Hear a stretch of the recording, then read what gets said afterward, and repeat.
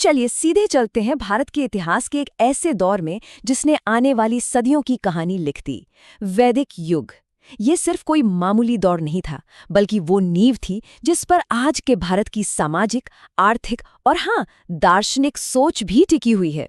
आइए इस कमाल के सफर की शुरुआत करते हैं। अच्छा, किसी भी कहानी को समझने के लिए सबसे पहले उसकी टाइमलाइन को पकड़ना ज़रूरी है ना? तो देखिए, वैदिक युग कोई एक ठहरा हुआ समय नहीं था। हम इसे मोटे तौर पर दो हिस्सों में बांट सकते हैं। शुरुआती दौर यानी ऋग्वैदिक काल, और फिर बाद का दौर जिसे हम उत्तर वैदिक काल कहते हैं। इन करीब करीब 900 सालों में भारत की तस्वीर कह सकते हैं कि पूरी तरह से बदल गई। तो ये बदलाव आखिर हुए कैसे? इसको समझने के लिए हम 5 बड़े दरवाजे खोलेंगे। हम देखेंगे कि समाज कैसे बराबरी से वर्ण व्यवस्था की ओर बढ़ा, अर्थव्यवस्था कैसे मवेशियों को छोड़कर खेती पर निर्भर हो गई, राजव्यवस्था में सभाओं की आवाज कैसे शांत हुई और राजा की शक्ति बढ़ी, और सबसे दिलचस्प, धर्म जो सिर्फ यज्ञ और कर्मकांड से निकलकर ज्ञान और दर्शन की गहराइयों में उतर गया।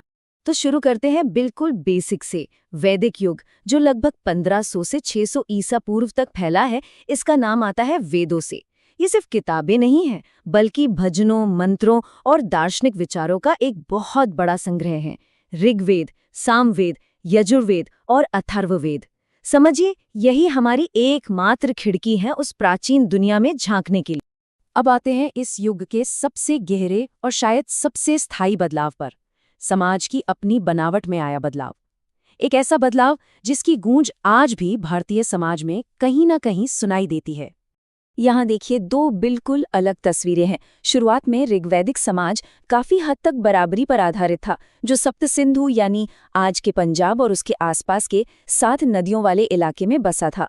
लेकिन जैसे जैसे लोग पूरब की ओर गंगा यमुना के उपजाऊ मैदानों में बढ़े, समाज कठोर नियमों में बंधता चला गया, और यहीं पर 4 वर्णों की व्यवस्था ब्राह्मण, क्षत्रिय, वैश्य और शूद्र ने अपनी जड़ें जमाई। ये सिर्फ एक सामाजिक बदलाव नहीं, बल्कि एक भौगोलिक विस्तार का सीधा नतीजा। अब सवाल ये उठता है कि समाज में इतना बड़ा बदलाव आया कैसे?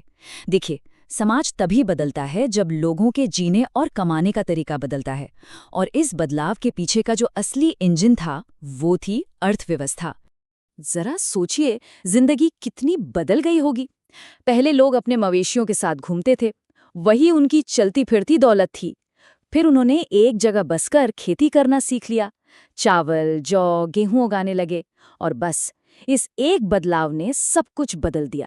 अब जमीन का मालिक होना जरूरी हो गया और व्यापार के नए नए रास्ते खुलने लगे। और इस एक लाइन में ना उस शुरुआती दौर की पूरी आर्थिक सोच छिपी है। किसी की अमीरी इस बात से तय होती थी कि उसके पास कितनी गायें हैं, न कि कितनी जमीन या सोना। गाय सिर्फ पैसा नहीं थी, बल्कि समाज में इज्जत और ताकत का भी प्रतीक थी। तो जब लोग एक जगह बस गए, जमीन के मालिक बन गए, व्यापार करने लगे, तो जाहिर है पुराने कबीलाई नियम अब काम नहीं करने वाले थे। उन्हें एक नई तरह की सरकार की जरूरत पड़ी, और यहीं से सत्ता का पूरा स्वरूप ही बदलना शुरू हो गया। शुरुआती दौर में देखिए, फैसले कबीले की सभाएं जैसे सभा और समिति सब मिलकर लेते थे। राजा एक तरह से बस उनका मुखिया होता था। लेकिन बाद के दौर में ये सभाएं कमजोर हो गईं और सारी शक्ति एक ही आदमी के हाथ में आ गई, राजा। और अब राजा का बेटा ही राजा बनने लगा, मतलब राजतंत्र वंशानुगत हो। लेकिन शायद इन सभी बदलावों से भी ज्यादा गहरा परिवर्तन लोगों की सोच और उनकी आस्था में आया। ये एक सफर था, बाहरी कर्मकांड से हटकर अंदरूनी ज्ञान की खोज का सफर। एक ऐसा सफर जिसने भारतीय दर्शन की नींव रखी। जरा उस दौर में चलिए जहां जिंदगी पूरी तरह से प्रकृति पर निर्भर थी। बारिश, आग, हवा, यही सब कुछ थे। तो उनके भगवान भी वही थे, प्रकृति की ताकतें। बारिश के देवता इंद्र, आग के देवता अग्नि, जल के देवता वरुण। और इन देवताओं तक अपनी बात पहुंचाने का सबसे बड़ा जरिया था भव्य अग्नि यज्ञ। लेकिन वक्त के साथ देवताओं का रूप भी बदला। अब ब्रह्मा, विष्णु और शिव जैसे नए देवता ज्यादा अहम हो गए।